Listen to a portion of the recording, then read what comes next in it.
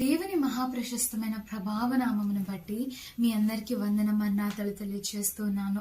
మరి ఈ రోజు మనము సామెతల గ్రంథము 29వ అధ్యాయము 23వ వచనం చదువుకుందాము.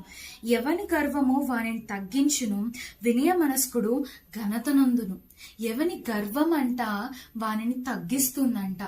దేవుడు కూడా పలు చోట్ల చెప్తూ ఉంటాడు, గర్విష్ఠుల యొక్క గర్వంని నేను అనుస్తాను అని వాక్యంలో చెప్తూ ఉంటాడు. మరి దీనికి ఒక ప్రధాన ఎగ్జాంపుల్ గా, ఉదాహరణగా మనము లూసిఫర్ ని చూడొచ్చు. ఒకసారి యెషయా గ్రంథము 14వ అధ్యాయము 12వ వచనంలో మనం చదువుకున్నట్లయితే, తేజో నక్షత్రమా, వేకువ చుక్క, నీవెట్లు ఆకాశము నుండి పడితివి? జనులను పడగొట్టిన నీవు నేల మట్టు వరకు ఎట్లా నరకబడితివి? నేను ఆకాశంలోకి ఎక్కిపోయేదును, దేవుని నక్షత్రములకు పైగా నా సింహాసనము హెచ్చింతును, ఉత్తర దిక్కున సభా పర్వతము మీద కూర్చుందును, మేఘమండలం మీద ఎక్కేదును, మహోన్నతునితో నన్ను సమానునిగా చేసుకుందును అనుకుంటివి. నీవు పాతాళంలోని నరకములో ఒక మూలకు పడద్రోయబడితివి కదా అని చెప్పి సాతాను గురించి ఇక్కడ రాయబడి ఉంది. లూసిఫర్ అంట దేవునికి సమానముగా తన్ని తాను ఎంచుకున్నాడంట.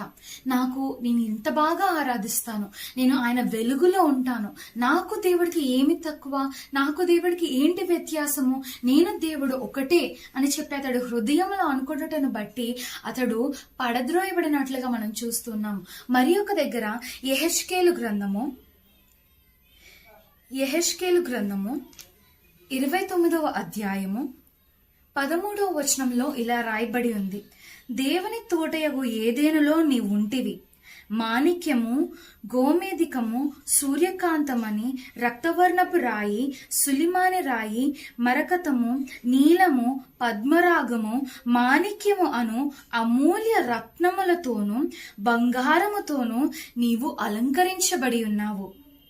నీవు నియమించబడిన దినమున పిల్లన గ్రోవులు వాయించువారు నీకు సిద్ధమైరి. అభిషేకము నొందిన కేరుబవై యొక్క ఆశ్రయముగా నీ ఉంటివి. అందుకే నేను నిన్ను నియమించితిని. దేవునికి ప్రతిష్ఠించబడిన పర్వతము మీద నీ ఉంటివి. కాలుచిన రాళ్ల మధ్య నీవు సంచరించుచుంటివి. నీవు నియమింపబడిన దినము మొదలుకొని పాపము నీయందు కనబడు వరకు ప్రవర్తన విషయములో నీవు యథార్థవంతుడుగా ఉంటివి. అయితే నీకు కలిగిన విస్తారమైన వర్తకము చేత లోపల నీవు అన్యాయము పెంచుకొని పాపము చేయుచు వచ్చితివి గనుక దేవుని పర్వతము మీద నుండి నీవు కింద పడవేయబడితివి. దేవుని పర్వతము మీద నీ ఉండకుండా నేను నిన్ను అపవిత్రపరిచితిని. ఆశ్రయముగా ఉన్న కేరూబు కాలుచిన రాళ్ల మధ్యను నీకిక సంచరింపవు. నిన్ను నాశనము చేసి తిని నీ సౌందర్యమును చూచుకొని నీవు గర్వించబడిన వాడివైతివి. నీ తేజస్సును చూచుకొని నీ జ్ఞానము చెరుపుకొంటివి. కావున నేను నిన్ను నేలన పడవేసెదను. ఇంకా 19వ వచనంలో మనం చూస్తే, జనులలో నిన్ను ఎరిగిన వారందరూ నిన్ను గూర్చి ఆశ్చర్యపడుదురు. నీవు బొత్తిగా నాశనమై భీతికి కారణముగా నుందువు. సాతానంట అతడికి కలిగిన జ్ఞానమును బట్టి, అతడు చేస్తున్న ఆరాధనను బట్టి, అతడు ఉంటున్న ఆ ప్రదేశమును బట్టి, అతడికి కలిగిన ఆ యొక్క సౌందర్యమును బట్టి అతడు ఏం చేశాడంట? గర్వించాడంట. ఈ రోజున ఈ యొక్క లక్షణము, ఈ అందమును బట్టి గాని, తనకున్న దాన్ని బట్టి గాని, వాళ్ళకి ఇవ్వబడిన వరాలను బట్టి గాని, ఉన్న అభిషేకమును బట్టి గాని గర్వించువారు ఎంతో మంది ఉన్నారు.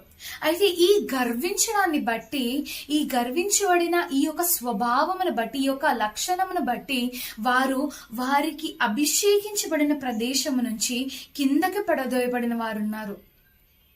ఒక దగ్గర దేవుడు అంటాడు ఏమనంటే, ఇదిగో జ్ఞానవంతులను సిగ్గుపరచుటకు నేను జ్ఞానం లేని వారిని, ఎన్నిక లేని వారిని ఎంచుకొనుచున్నాను అని వాక్యంలో రాయబడి ఉంది.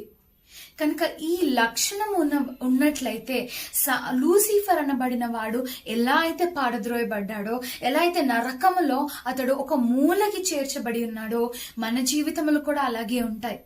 కనుక మనలో ఇటువంటి చేదు వేరు, ఇటువంటి గర్వము, అతిశయము, అహంభావము మనలో ఉందేమో అని చెప్పి మనము జాగ్రత్తగా చూసుకోవాలి.